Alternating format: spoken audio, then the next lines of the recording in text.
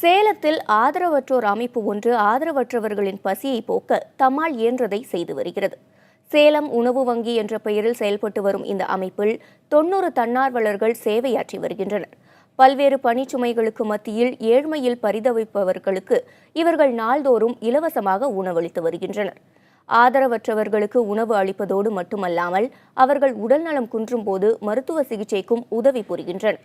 அனைவருக்கும் உணவு கிடைக்க வேண்டும் என்ற நிலையை கருத்தில் கொண்ட அந்த அமைப்பின் ஓராண்டு செயல்பாடுகள் அப்பகுதி மக்களிடையே நன்மதிப்பை பெற்றுள்ளது.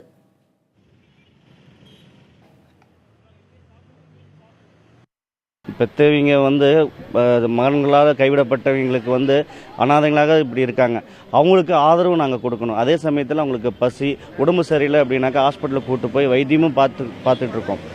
அதுபோல் அவங்களுடைய உறவினர்களாக மகன்களாக நாங்கள் இருந்து பண்ணிக்கிட்டு இருக்கோம். அது எங்களுக்கு ரொம்ப திருப்தியாக இருக்குது.